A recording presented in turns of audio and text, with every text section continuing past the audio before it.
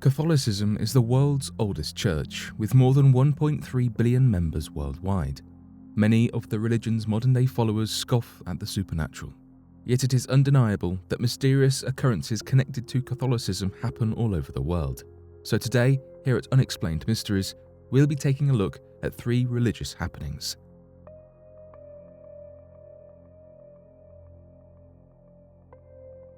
Sister Maria's letter to the devil.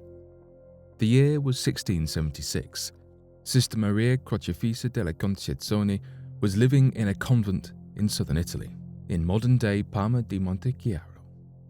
A New Zealand author visiting Parma di Montechiaro in the 1960s described it as a place of spectacular poverty. He wrote, "The cavernous streets are scored by serpentines of black feces and other matter, and a veil of chalky dust pollutes the air. From the main road the whole plaster town tilts downwards, as though arrested in a macabre lunge towards the sea. Once I drove through with a woman companion. She looked once and screamed. She did not speak again until we were some distance outside the township." One can imagine that Sister Maria's austere life in the convent was not much more joyous than the author's description. Nuns in the 1600s took a vow to live simply in poverty as a way of serving God. They arose early and spent much of their day in silence, praying or participating in manual labour. With the classic long tunic and veil, convents seemed to be full of silent brides of Christ, conducting the work of prayer and protecting the souls of their fellow Catholics. On a quiet, warm morning like any other, Sister Maria's fellow nuns rose early to begin cleaning and cooking for the day. Maria, however, did not get up on time. She had spent the last night screaming and muttering to herself, in the throes of something the likes of which she had never experienced. Travelling to her room, her sisters were shocked to find her on the floor, her face completely covered in ink. She was holding a mysterious, indecipherable note.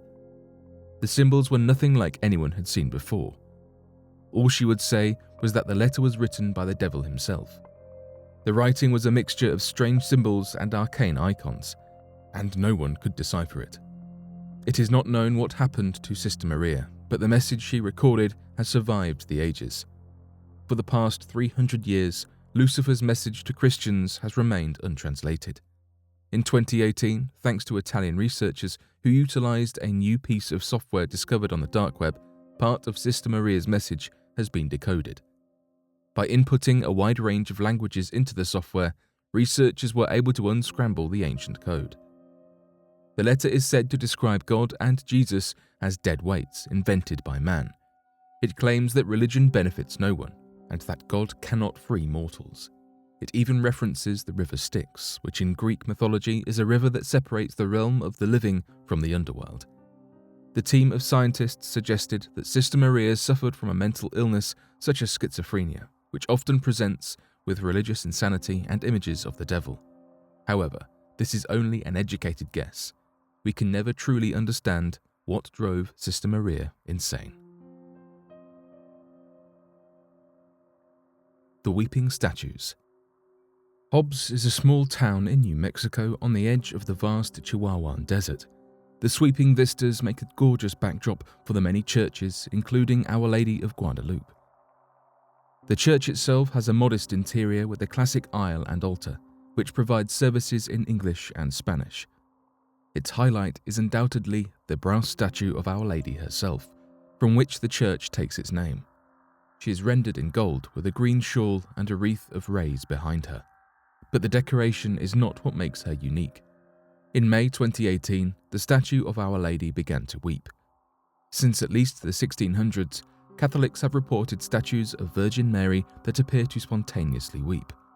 These crying statues have been reported all over the world, in France, Italy, the US, and more. One of the earliest recorded instances of Mary's statue weeping was in 1643.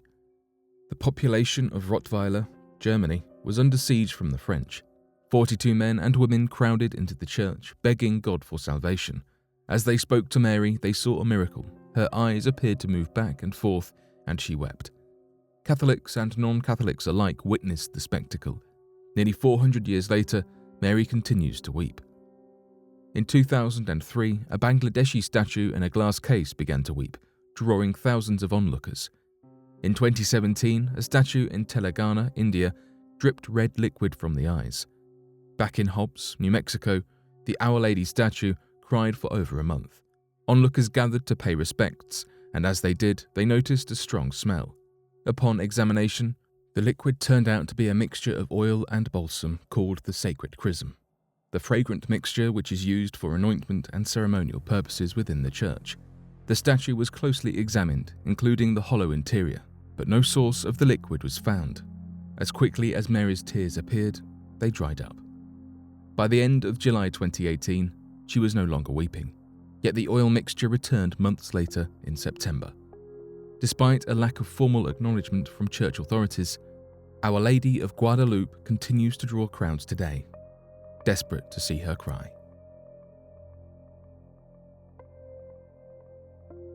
The Girls of La Salette.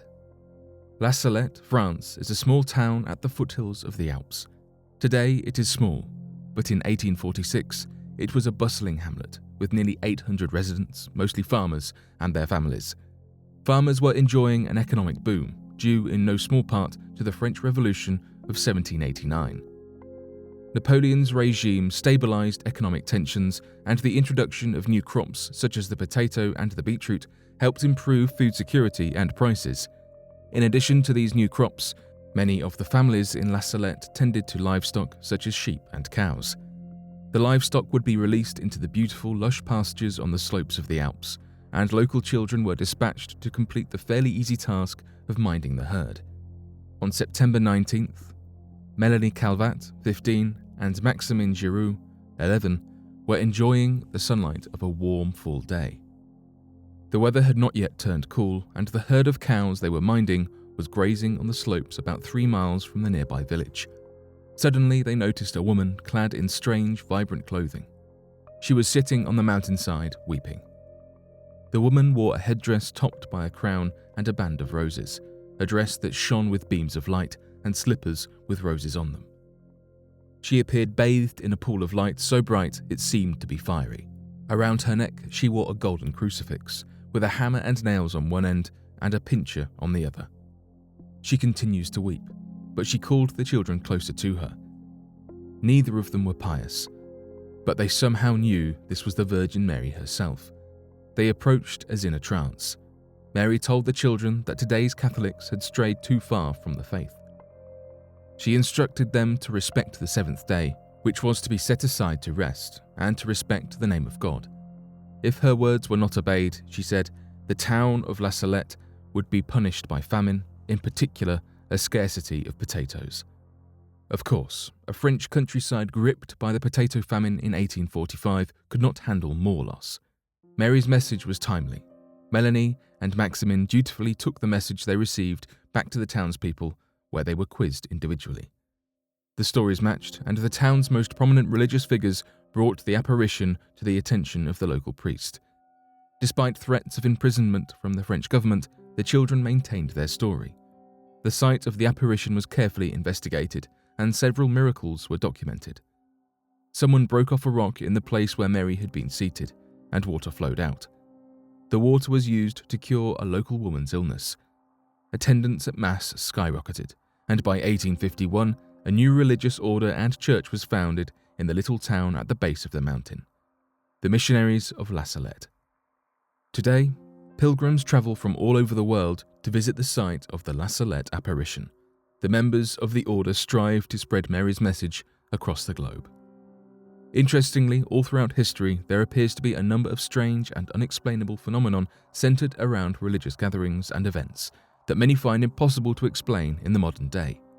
Additionally, many of these strange and mysterious religious events seem to point to the idea that perhaps our world is far stranger than we ever realized before. We may never truly understand what brings believers to such unbelievable sights. As of today, there's still whispers of these apparitions appearing to people. Whether they are genuine is up for debate, but eyewitnesses have said that they know what they saw, and that whatever it was didn't come from this earth.